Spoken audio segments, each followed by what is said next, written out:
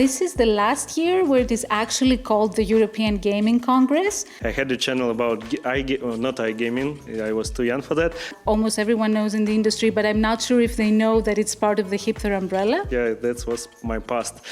Okay, well, because we are all very hands-on. We are also a boutique company ourselves. I think that we're going to have like a unified regulation in Europe before GTA 6. The whole of Europe here in Warsaw, but also connecting the local market that really needed an outlet.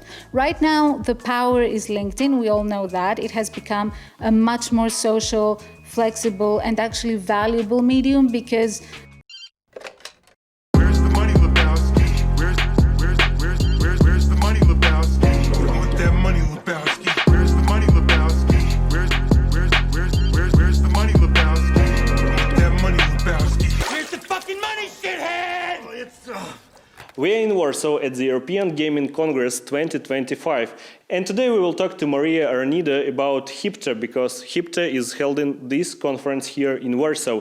We're going to talk about GDPR taxation, we're going to talk about SEO technologies, about AI technologies coming here to Polish market. But first things first, Maria, welcome to Where Is My Money podcast. This is the name. Yeah. Tell us a little story about Hipther, about how you joined it. First of all, thank you very much for inviting me. And I love the title of the podcast. So Hipther is essentially an umbrella media brand, media and events organization for iGaming and technology. It started out, actually, next year we're celebrating our 10th anniversary in events and even media, even more than 10 years. And it started out mostly focusing in the iGaming industry, where Zoltan, as you all know, started at. But then they saw the future and they saw how the emerging technologies actually were converging with iGaming and, you know, how everything was a synergy, you know, with AI and payments and fintech and all that. So he introduced the tech aspect and he started out the gaming and tech conferences that became very popular. For example, the Prague Gaming and Tech Summit that we know and the Mare Balticum Gaming and Tech Summit and also the European Gaming Congress where we are at right now. You have so many shows and like a big story behind it, 10 years of history of your brand. But you joined, as you mentioned, in 2023. Why have you decided to join this company? Okay, so it's a long story because I joined in 2023, but before that, I got to know the Hipthers from the outside as a client, as an attendee. I was part of a startup company creating fantasy sports solutions for iGaming, and we found ourselves attending the events, the awards. I actually networked my way to winning 2 awards for our company, which was extremely valuable for us, where we had to measure every penny for marketing. This was invaluable exposure. And also I had the chance to make really great connections for business development in such an intimate and one-on-one atmosphere at Hipther events. So I got to know Zoltan and Betty. I saw the quality of the conferences. I wasn't thinking about joining the events industry back then, but when our company closed and I was looking for work, I contacted Zoltan and I was like, do you know anyone hiring? And he's like, I'm hiring. You have to come to us. So, yeah. No, it's the best business is creating from such experiences, from your friends, from best companies you follow and you want to invest your time in them.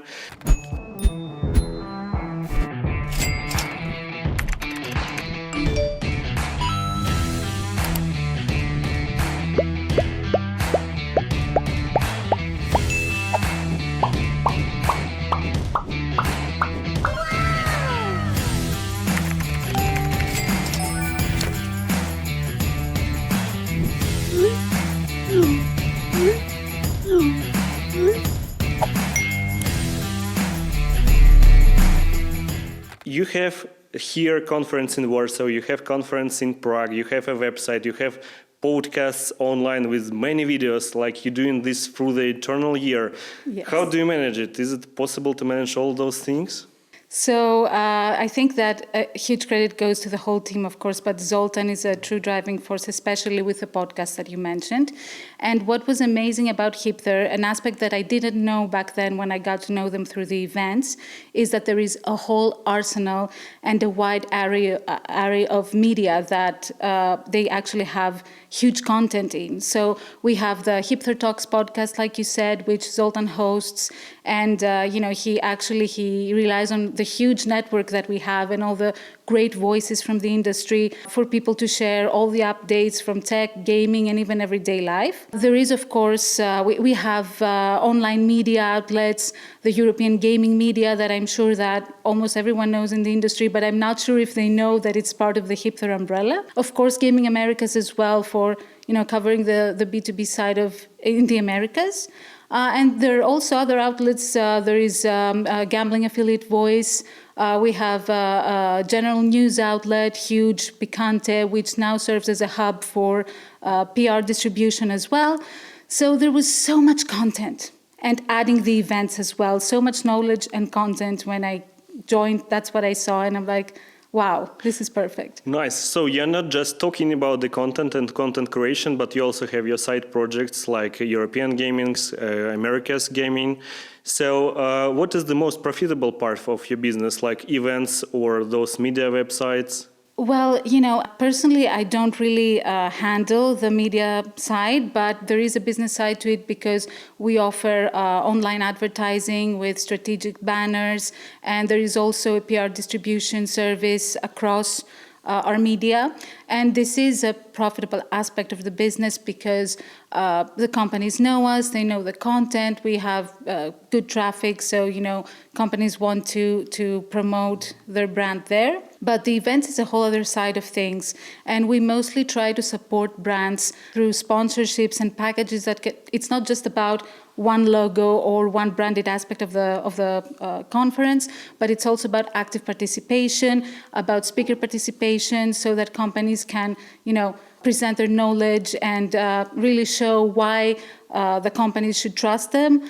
There is also, of course, very important the part of business development and networking. So we try to offer a package and increase also the digital exposure, the social media exposure, to help them with also even search engine optimization and discoverability through our media outlets with dedicated interviews and press releases, because, everything is happening in the digital world now. So we wanted to increase the visibility of the companies there. How many attendees are usually on your events right now? At this point, we have been gradually, especially I can only tell you since 2023 when I joined, but in the past 2.5 years, we have gradually doubled and tripled attendance. So, for example, the European Gaming Congress, when it relaunched after the COVID break, it had at first, it was less than 100 attendees, and now we are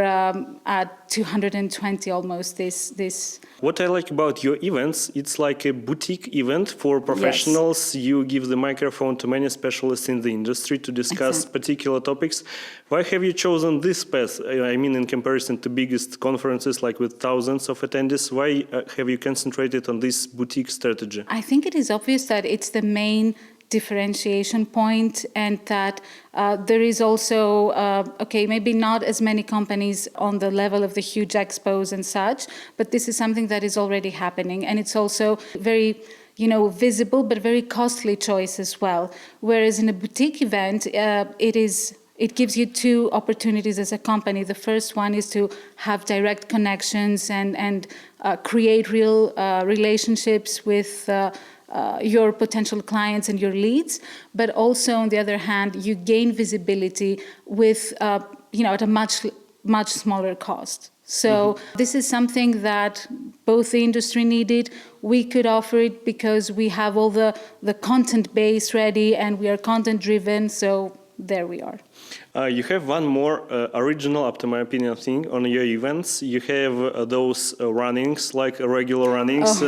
You have those vegan food at the bar. Yes. Interesting choices. Not everyone follow it in the industry. Why have you chosen such a way? So all the credit, of course, goes to Zoltan and Betty, because it is actually their lifestyle and their genuine values and beliefs that they respect the healthy way of life, and also they respect nature and animals. That's why they're vegan. It's a very conscious option, a very conscious choice, just, going for the healthy choice, the vegan choice. It was the first time I tasted vegan food at their events. I loved it. It was something very new, very fresh.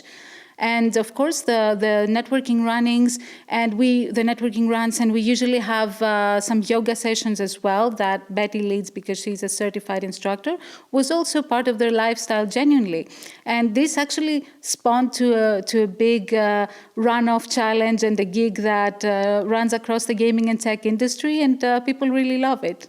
Nice. I love this idea about health way of living, but you still have those bar events. And on this conference, on this show, you're going to have Halloween party. Tell us about it. This became kind of a tradition by now, because the European Gaming Congress was always scheduled for the end of October. So we're thinking that it would be amazing if we, put some spice into it and celebrate Halloween, because everyone really enjoys it nowadays. It has gone beyond the US.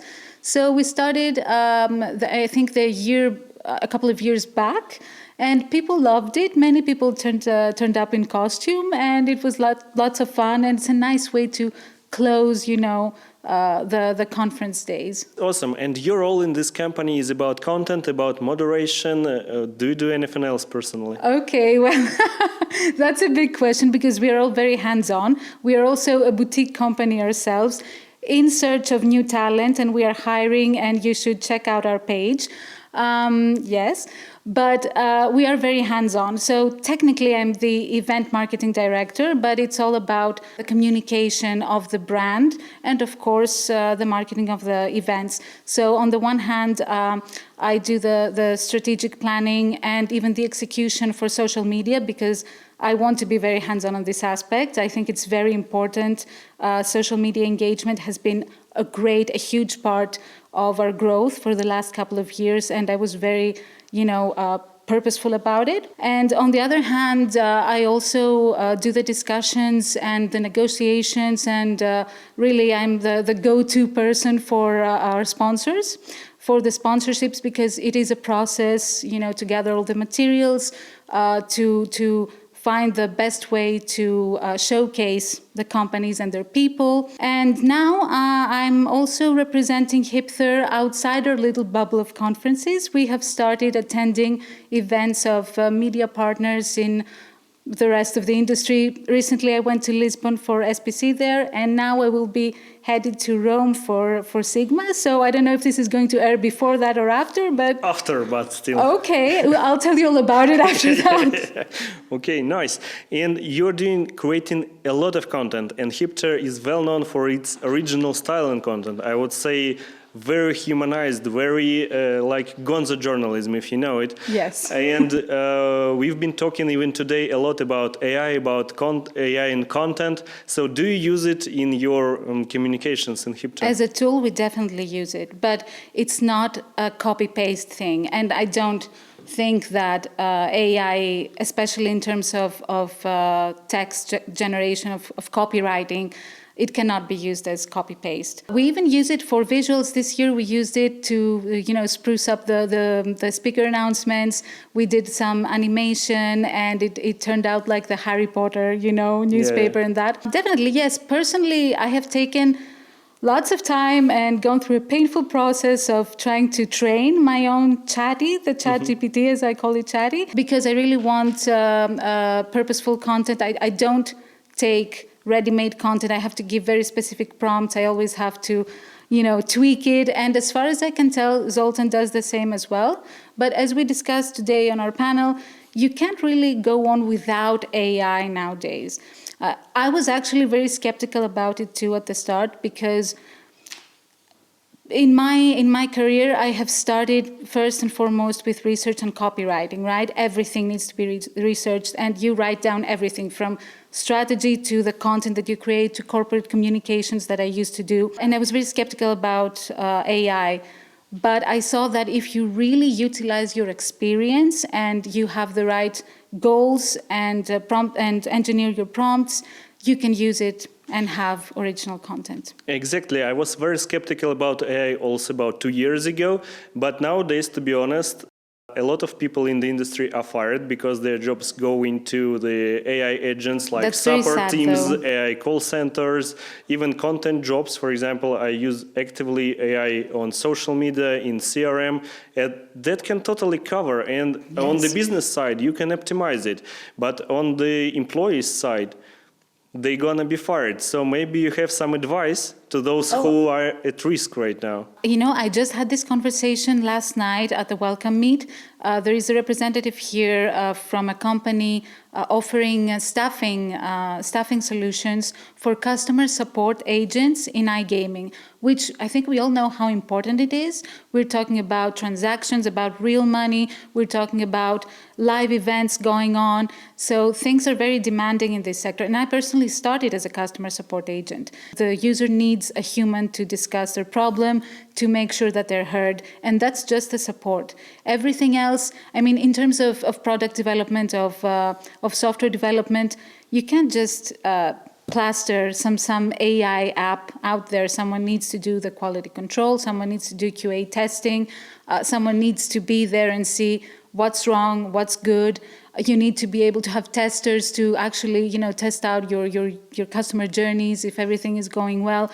AI cannot do that. And my advice to companies right now would be to just appreciate their talent, because it is the human experience and intelligence that can optimize AI and really use it to its, to the 100% of its potential. So for simple managers who gonna be fired if they don't know AI, the general advice is to learn AI, how it works, and use it in your work. I mean, yes, it's not something hard. You just dive in. There's so many means today. Starting with ChatGPT or Gemini, it's so easy to work your way through it. There's so many tutorials, so many videos that you can, draw from. And at the end of the day, all you need to do is learn the basics and keep your experience and your critical ability intact. So with using an AI, your jobs has a higher speed nowadays, so you can produce more content, I guess. That's the great aspect of it, that you can cut the times, as we discussed with Magda previously.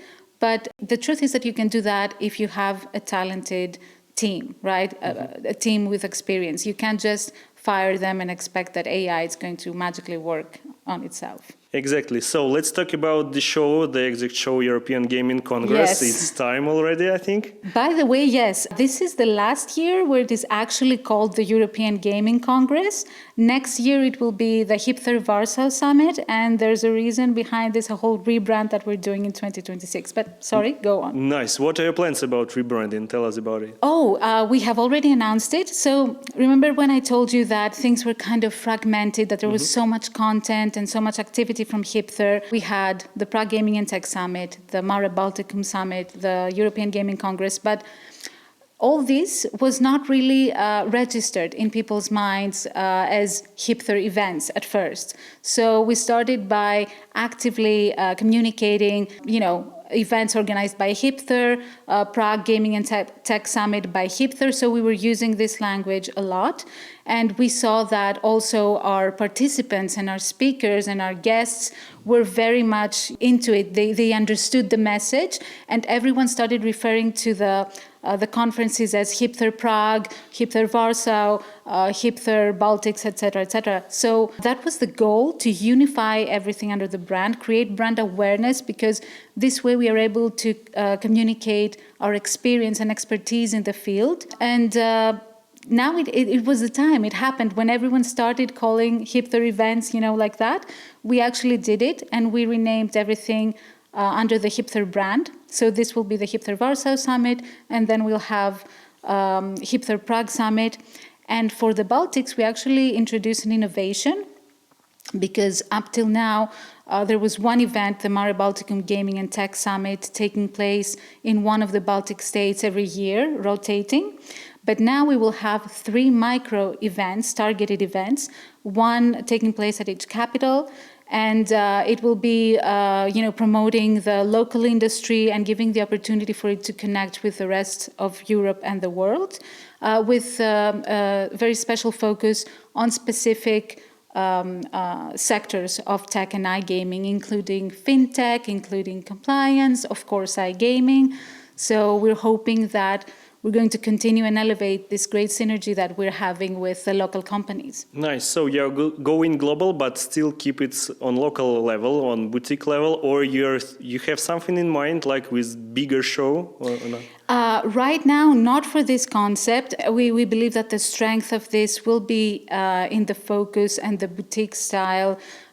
We have had some great response from the local ecosystem, the fintech especially, and the startups. So we will continue growing with this. And of course, we will continue to grow the rest of our events, Prague and Warsaw, but we're going to be mindful with the scaling as in to keep the boutique character intact and help people, have direct contact and not get lost.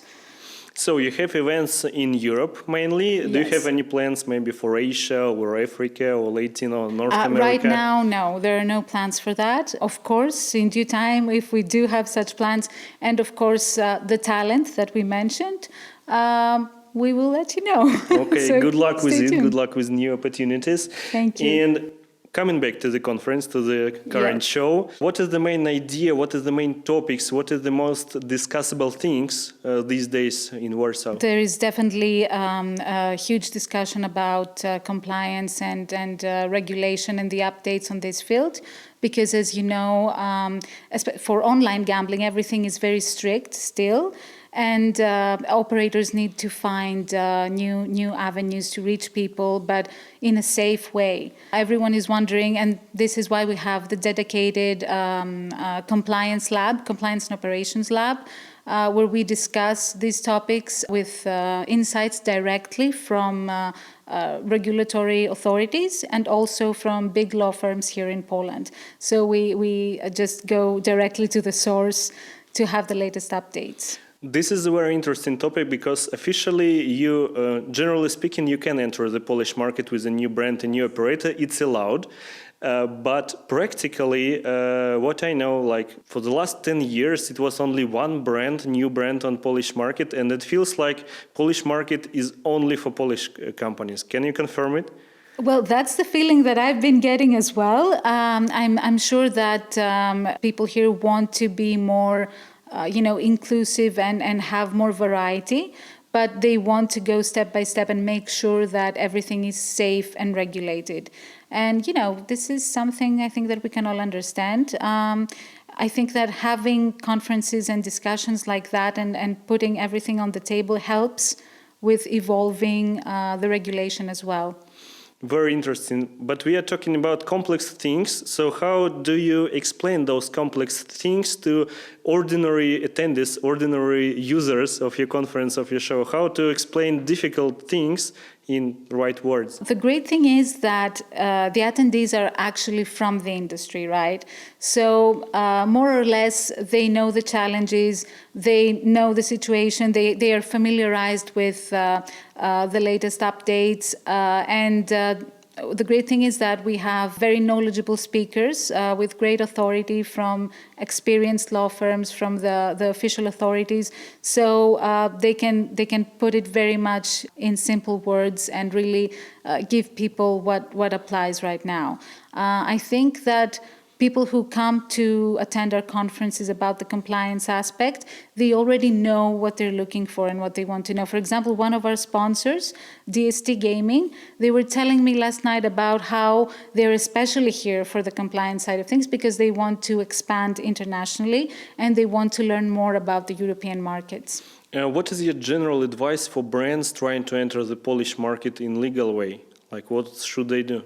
Well, yes. First of all, staying up to date with regulatory requirements is the big step, of course. I think that they should be ready in terms of, especially of future steps.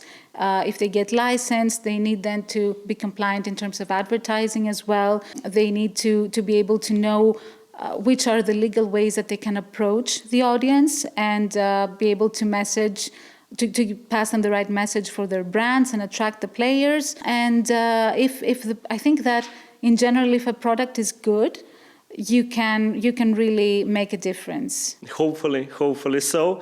As far as I live here in Poland for a long time already, what I see, there are plenty of offshore brands here on the market, like everywhere in the world, to be honest. Yes. But here in Poland, we have a very strict regulation. Many of those websites are getting banned, but I still see a lot of advertisement across the internet of brands trying to reach local players, local audience.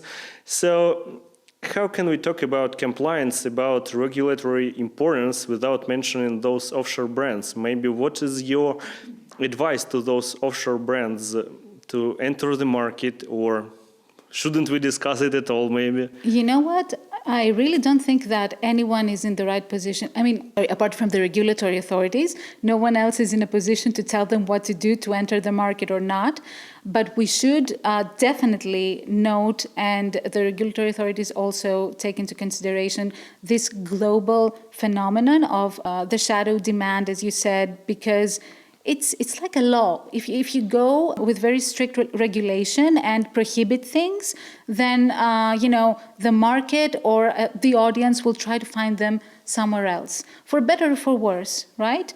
But this is a fact, and the fact that gambling is actually a phenomenon from the ancient times has shown us that, for better or for worse, again, it is something that the consumer will seek out, this kind of thrill. So it's much better if regulation starts becoming more inclusive and more practical, because that's the only way, by acknowledging the industry and regulating it, to keep the players safe and keep them happy as well, meet the demand. Exactly. Let us know in the comments below what you think the best practice, for example, from Germany, France, or any other European countries Poland should implement. We will not bring it to the government, but maybe they will see it. Why not? So, coming back to this regulatory stage, you mentioned you have your show Czech Republic, in Baltic states. Maybe you can bring some advices from those countries to Polish market. What should we implement or try here in Poland? First of all, the open discussion part. The main insight that we've gotten from all the attorneys, the law firms that have been talking to our panels, and even regulatory representatives, is that we need to keep the conversation alive in order to have, a more open industry. So everyone is asking for more conversation, but also a more unified regulatory profile in Europe, so that, the market can grow.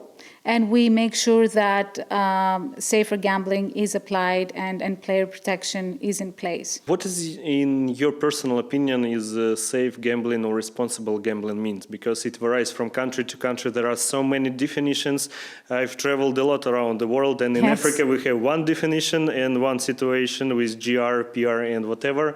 In Europe we have another one. In Asia it's like another thing. In Indonesia it's banned even if you are a player. It's not allowed even to play. How do you define this responsible gambling? Undoubtedly, there is each culture and each region has its own peculiarities that come with culture as well. But safe gambling is acknowledging the risks and also acknowledging the freedom of people and the actual value of the game, both in people's daily lives and their pastime, but also in the benefits that it can provide to governments and countries financially through taxation. So when you acknowledge the risks and you acknowledge the benefits, you can legislate accordingly to minimize the risk, to help players with actionable and tangible mechanisms as they are in place today with limitations, with limitation mechanics, with self-excluding mechanics, of course, with wherever it's required, by banning certain IPs, for example, certain websites, if things are out of hand, being able to identify the operators and the websites that are out of hand and are a potential harm to players. So this is what regulation is all about. If you're fed up with the regulatory part, we're going to discuss some tech for sure. You're running tech panels as a moderator. So what is the biggest take for you from these panels, for your experience? Today was a great panel that we had because we were able to discuss digital marketing and the evolution with AI and how companies should utilize all this. So this is one aspect, and I really loved how we saw that technology isn't really some sort of monster to fear or the solution to everything, but how actually, tested techniques still apply and we can build even further upon them. And I also had the chance in the Baltics, in our last conference, Mare Balticum, I moderated a cybersecurity panel, which is something that I had no contact with. And it was a great lesson because I was actually taught that we keep trying and trying to stay on top of things and be up to date. But actually, regulatory authorities, again, in compliance, are struggling and trying to catch up. So I think that the main lesson here is that we need to understand technology, to understand that we need to be ready for it, to regulate it, to optimize it, but also not fear it. And not believing that it's some sort of God. Everything is man-made, and we can use it to improve our business, to improve our daily lives. So, but I've seen it through insights, through actionable insights again and again. Any social media insight for you out of those talks today, which you will implement within social media for Hipther? Oh yes, definitely. I think that social media is a great power. I mean, ever since its boom in the 10s, it's still going strong, even with all the nagging about TikTok and the new meta age and all that. It is the best medium to reach people directly and deliver your message, promote your company. It's an open communication. Like we're talking here together, we can have this with the whole world potentially. And what I will be keeping is definitely that TikTok is a tool of the now and the future as well. And we have to start future-proofing, like we all like to say in these conferences, and anticipating the Gen Z decision makers in the making. But also to keep all the channels very active and open everywhere on all fronts. And that's what I've been trying to implement since I joined Hipther as well. Yeah, but for example, Magda from iSilence, we on the panel today mentioned that TikTok for B2C, it's kind of a solution. For B2B, she doubts it. But you know why? What do you think? Because our ecosystem hasn't moved there yet. So for B2B, it's not the place yet, definitely. For B2C, you will have to see how you can implement strategies that are compliant with regulations.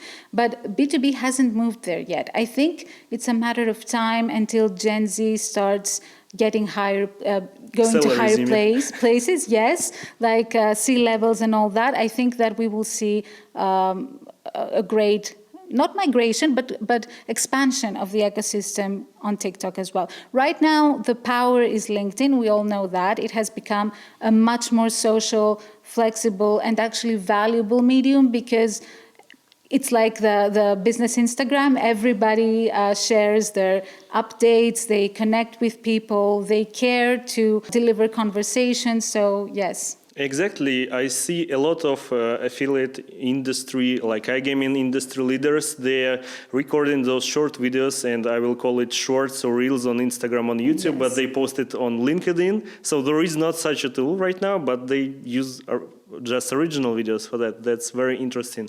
And if we talk about content for B2B, what can it be, like office jokes, or what is going to be good? Oh, on you TikTok? have to really decide based on your goals. So for a B2B company, of course, on the one hand, if you want to also target talent and do some employer branding and communicate the internal atmosphere of your company, you should definitely cover this aspect. Includes office jokes, kind of backstage kind of thing of the day, pretty much like the things we see on TikTok, but on LinkedIn, and we have seen this happening. But also for in terms of B2B corporate communications and company news, it is an ideal medium. I mean, everyone is sharing their new services, their highlights, of course, the networking and the big events that they attend, and this really expands the connection experience. So, and coming back to your moderator role, Yes. how to moderate the panel in the good way to get insights, not just the applause of the audience? First of all, I'm so happy to have, continued and you explored and expanded my moderator role. I had participated as a speaker in virtual events of Hipther, but now it's a whole other experience. So what I personally like to do, my main concerns and goals are the audience and my speaker. All the speakers, because the speakers are the experts who are going to deliver the knowledge, and of course the audience is the people who are interested, the attendees, and then after that in the recorded videos, of course, the rest of the people who want to learn more, right? So I focus on my speaker's expertise for starters, and the topic, of course, that we need to discuss, and I try to make the best of my speaker's experience in terms of, what we're discussing on the subject. And I even start from the subject itself. This year, I came up with these ideas for AEO, AEO, and SEO. And then the panel that we have tomorrow about event marketing strategy and business development and preparation for all that. I just draw from everyday experience and what I see online that the industry is interested in, and how our field is evolving, especially for marketing communications and digital marketing.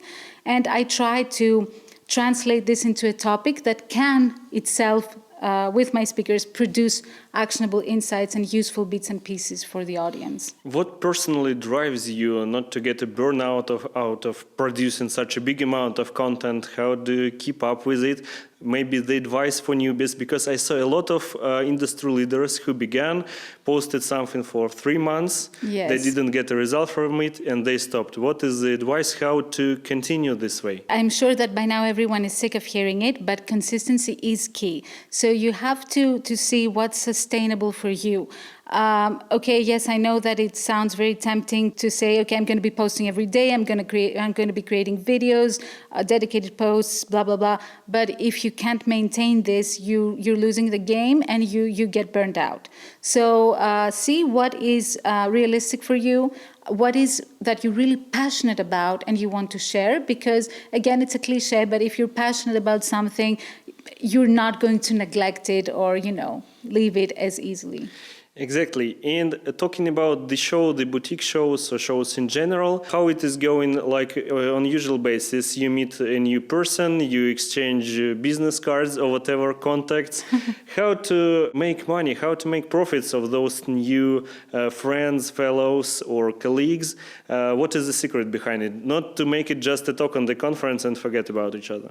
Well, that's the key. So when you meet in a conference like that, I mean, you've seen the moments, right? It's the little breaks between the panels. It's the nice, cozy meetups and the parties in the extremely boutique places like tonight that we're going. So there is the opportunity to really talk one-on-one. Hear what your new acquaintance is offering, discuss what you're offering, exchange your points of view, see where you can meet, and then you can really build on that, because it's not just another faceless lead. It becomes more personal. The contact becomes more personal, so you can get back to that. And you can identify your business development opportunities very quickly. So you can really tell from the start if you can really collaborate with someone, if this would have value for both of you or not. That you can then move on to the next person, but you have already gained a connection that is always valuable in the future, even if you don't do business right away. Exactly. You don't know even for now what will help you in the future. For example, my first YouTube experiences was about 13 years already ago. Yes. I had a channel about not iGaming. I was too young for that. Just about the ordinary gaming. Oh, Classic gaming, I like that. GTA 5. I had a channel with millions of views. Yeah, that was my past. And now iGaming, just added I in the beginning. You know the joke. I think that we're going to have like a unified regulation in Europe before GTA 6. I think. Nice. And coming back to the Hipther story, was it hard to create it? I mean, for example, I know there are a lot of guys and companies on the market right now who thinks about their events or their meetups, and they struggle how to launch it. So what should you have? What resources or even maybe what budgets to launch such an event, like yours, for example? Well, this is not really a conversation that you can get much insights from me.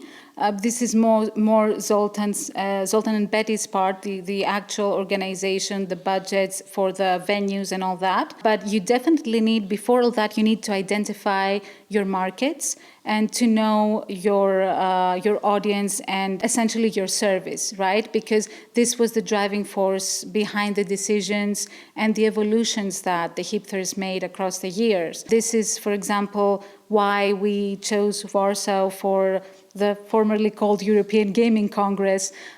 This is why we keep growing in the Baltics, and we're doing the 3 events format now. So you have to be in touch with the market in the industry and see what they're looking. And so we have, for example,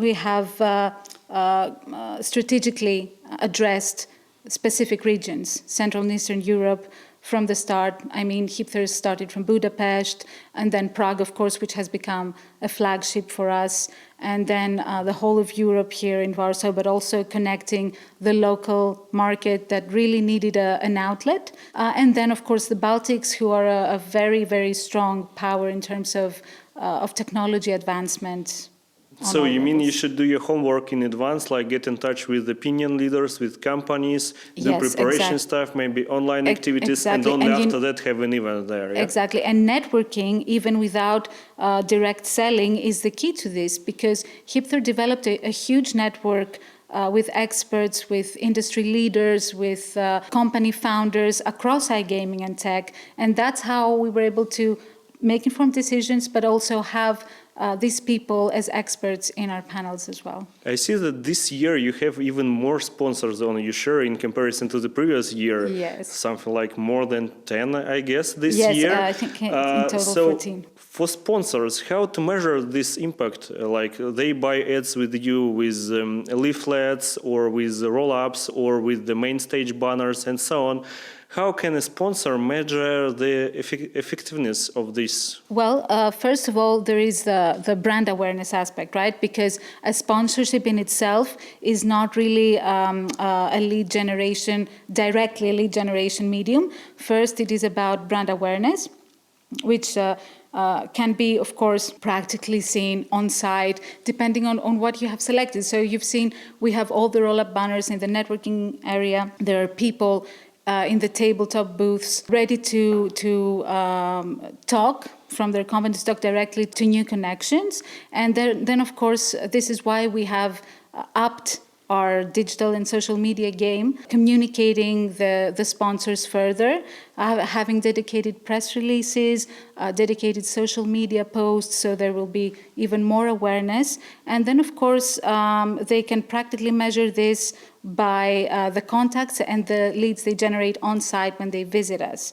I mean, the best really proof of our success and what makes us happy is that we have many companies that have been returning year after year, and they book ahead, especially for popular packages that help very much with brand awareness, like the stage package. We've had at least we've had a couple of companies booking Prague and Warsaw back to back the past couple of years. And okay, let's promote our sponsors as well. We're talking about Promatic Group here in Warsaw, and for Prague, we're talking for Tom Horn Gaming. We've also had very successful recurring collaborations with brands like Evo Play, Synod Games, and I'm surely forgetting many. So yes. Nice. You have one more thing on the table within your conference and show. You have awards. Tonight you have one of those. How do you choose those topics for the award? Because like best affiliate or best operator or best payment solution, how do you decide which topic to choose? This is the first question. And the second, how do you choose winners there? For example, for me, to become like a best affiliate leader or industry leader, what should I do to have a chance to get an award with you? Basic categories are pretty much established across awards, right? Across award brands. So, for example, you will definitely have best iGaming supplier, and you will definitely have the best iGaming operator, because it's the two sides of our industry, right? You need the best affiliate because, again, they are the driving power of the marketing. So it's pretty much kind of established categories, but we have added the individual categories to honor specific professionals, individual professionals from the industry, because we've seen, you know, how important the individual work, the talent that we mentioned before is in the success of many companies. And it's also another way because, yes, we want to help the companies showcase their achievements, their talent, and we want to help them increase their reach and exposure. So this is how we have established those categories. How do you make the choice of the best one? Oh, that's, I really love this because when I was working in my previous company, I didn't know that it would be so democratic and direct. But what you do, we leave it up to the industry. So the first stage is to have the nominations, right? For each awards, we have a nominations period. It's all online. Everyone can submit their nomination. And I'm going to be direct to this. You don't need to submit some sort of essay or I don't know what about why you deserve to be nominated. No, you just submit your nomination, right? And then all the nominees are put into online vote, which again is public and open, but it is limited to one vote per email. How do you avoid bot traffic, for example? Let's say I want to get a nomination. Please ask Zoltan about that. I have no idea. I run thousands of emails voting for me. He does have mechanisms in place, but please, this is like not Greek to me because I speak Greek. Okay, so, but I can tell you that these are in place because of previous experience. We have seen what didn't work, what should work, what we should do. So during this online phase, everyone in the industry is open to vote for their favorites. Like not only attendees of the show? No, this one is open because anyone could be an attendee or that at that point. But the point is to keep it democratic and to keep it objective in terms that the whole industry can participate and the industry knows itself, the ecosystem knows itself. So they can make their choices. And of course, the company's representatives will vote for their own company, and that's legit. So there are no judges, just people? No judges. It's direct. It's a direct democratic process. Awesome approach. Yeah, and then again, when we got to the shortlists for the final vote, it is only the participants of the event that are voting to keep things as objective as possible and not, it's a secret vote. So only the attendees who have met actually representatives from the companies as well, because they are attending, they can vote and make their choice. Amazing. Thank you for sharing. If you have any more questions to Maria, let us know in the comment below about topics we just discussed. Lightning round, one dead tactic for events nowadays. A fake kind of urgency and FOMO, and okay, you're going to miss this, don't miss out, but it's very, very pressuring, yeah. It's cringe, I guess, yeah. One understand tactic you want brands to use. differentiation is key because we keep just offering the same stuff in every aspect of the industry. And one prediction, what's gonna be standard for EGC or Hipther event in Warsaw 2026? The standard is that we're going to be here. It's one of the homes of Hipthers, and of course we are going to keep moving forward the conversations for compliance, technology, and also learning with Hipther Academy, because this is the way to go to really help the industry evolve and also provide the opportunities to, showcase true talent, achievements, and move forward. Thank you. Thank you for sharing. To sum up this podcast, Poland market is loud. We are talking about taxation, regulations. The most thing is to talk transparency with each other. The main thing about technologies is to use AI, obvious, but still here. The main thing about events, be transparent, be honest, try to make your events democratic. Very nice approach. I like it. If you would like to see more podcasts like that and more information from Maria, or maybe invite Zoltan to the next podcast, let us know in the comment below. Hit the like button, subscribe to our channel. Subscribe. Yeah, very important. Thank you for coming up. It was a pleasure to talk to you. Thank you so much for having me. It was a great conversation. Thank you.